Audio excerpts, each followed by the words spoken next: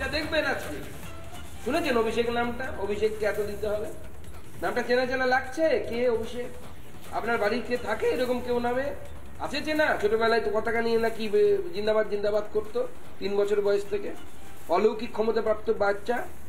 আমাদের তো হয় না, আপনার পরিবারে হয় হয়তো। বলছে সিঁদুর বেচতে নেমেছে। হ্যাঁ, আগে ল্যাঙ্গুয়েজ বলেছিলেন। আজ গতকাল মুখ্যমন্ত্রী বললেন যে আগে চা বেচতেন, এখন সিঁদুর বেচতে এসেছেন। চৌকি পাহারাদার। দেখুন, আমি আগেই বলেছিলাম যে বাঁশের ঝাড়ের থেকে আলাদা হয় না।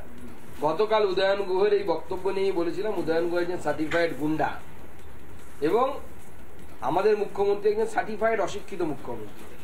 আমি আবার বলছি, মুখ্যমন্ত্রী সম্বন্ধে এই ধরনের শব্দ ব্যবহার করতে আমাদের রুচিতে বাধে, কিন্তু বলতে বাধ্য হচ্ছি যে এই মুখ্যমন্ত্রী কি ধরনের শব্দ ব্যবহার করতে হয় জানেন না। বাংলা পড়েননি হয়তো, একটু ভালো করে পড়ানো দরকার।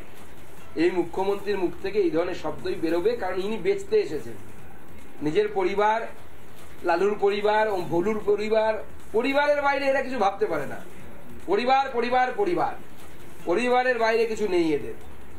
ভাইপো, ভাই, ভাইয়ের বউ, এর বাইরে কোথায়? কেউ কাউন্সিলর হবে, কেউ সাংসদ হবে। বেচা বেচিটা আপনার পরিবারে মানায়। থাকতেন তো বস্তিতে, এখন তো আপনার পরিবার কয়েক কোটি টাকার মালিক। কোথা থেকে হলো মুখ্যমন্ত্রী? কি করে হলো? সমাজ সেবা করে? উত্তর দেবেন না?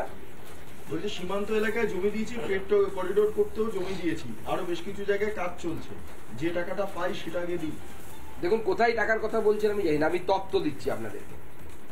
2004 থেকে 14, এই 4 থেকে 14তে মাননীয় মুখ্যমন্ত্রী সরকারের অংশ ছিলেন প্রথম ভাগে, প্রথম 5 বছর। সেই সময় কেন্দ্র সরকারের কাছে ট্যাক্স ডিভলিউশন হিসেবে এই রাজ্য সরকার পেয়েছিল 1,34,195 কোটি টাকা। নাম্বারটা মনে রাখবেন, 1,34,195 কোটি টাকা। এবং গ্রান্টস ইন এইড হিসেবে পেয়েছিল 75,149 কোটি টাকা। মোদিজির সময় 2014 থেকে 2024 এই 10 বছরে পেয়েছে 5,24,333 কোটি টাকা, যেটা 1,34,000 10 বছরে ছিল ইউপিএর সময়, পেয়েছে মোদিজির সময় 5,24,333। তৃণমূলের নেতারা অঙ্কে দুর্বল, পড়াশোনা তো করেনি, একটু শিখিয়ে দেবেন। 1 থেকে 5টা বড় হয়। কত গুণ বড় হয়? 5 গুণ বড় হয়। 5 গুণ বেশি টাকা পেয়েছেন। আর যে 75,149 কোটি টাকা গ্রান্টস ইন এইড বললাম, সেই গ্রান্টস ইন এইড এই 10 বছরে পেয়েছেন হচ্ছে 3,02,689 কোটি টাকা। আমি আবার রিপিট করছি, 3,02,689 কোটি টাকা। যদি দম থাকে, যদি বাপের বেটা হন, তৃণমূল কংগ্রেসের নেতাদেরকে বলবো এই তথ্যটা ভুল। এটা জনসাধারণের সামনে তথ্য এনে, কাগজ এনে প্রমাণ করবে, যদি ভুল প্রমাণ করতে পারে। 5 গুণ বেড়েছে আপনার ট্যাক্স ডিভলিউশন, অর্থাৎ রাজ্য সরকারের ট্যাক্সের ভাগ যেটা কেন্দ্র ফেরত দেয়। ইউপিএ আমলের সময়, কংগ্রেসের আমলের সময় তার থেকে 5 গুণ বেশি। আর এটা 75,000 থেকে বেড়ে 3 লক্ষ হয়েছে, মানে প্রায় 2 গুণ, 2.5 গুণেরও বেশি টাকা, 4 গুণেরও বেশি আমরা টাকা বেশি দিয়েছি।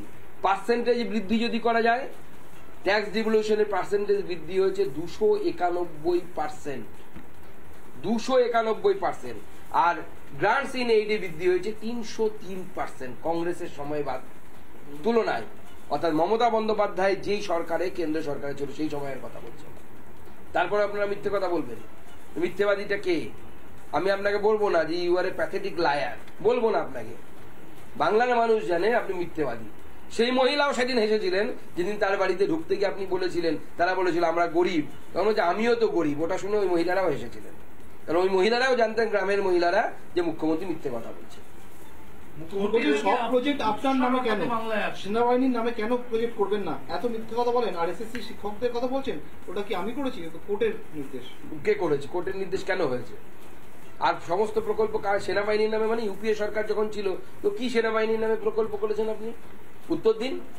কটা সেনাবাহিনীর নামে প্রকল্প করেছে? এখানে কটা সেনাবাহিনীর নামে প্রকল্প করেছে রাজ্য সরকারে? সেনাবাহিনীর নামে প্রকল্প, পিএম এর নামে প্রকল্প। পিএম তো কোনো ব্যক্তিগত না। পিএম উষা, পিএম জনমন, পিএম জনধন। আগামীকাল তো মমতা ব্যানার্জি পিএম হতে পারেন ভারতবর্ষে, রাহুল গান্ধী হতে পারেন, অন্য কেউ হতে পারে, মল্লিকার্জুন খার্গে হতে পারেন। পিএম তো সবাই, এখানে কোনো ব্যক্তির নাম নেই।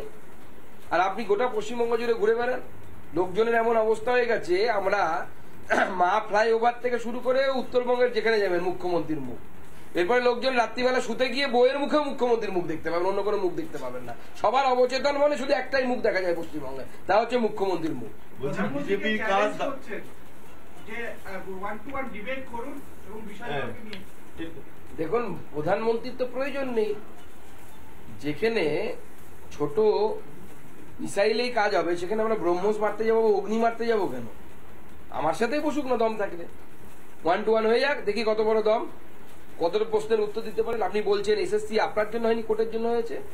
কে করেছে? যোগ্য আর অযোগ্যতা আমি তো প্রথমেই তো প্রেডিক্ট করে দিয়েছিলাম। এই মুখ্যমন্ত্রী যিনি টাকা নিয়েছেন এবং যার পার্টি টাকা নিয়েছে এই শিক্ষার্থীদের কাছ থেকে, সেই অযোগ্যদেরকে বাঁচানোর জন্য পুরো লিস্টটাকে যোগ্যদের কাঁধ দিয়ে পার করানোর চেষ্টা করবে।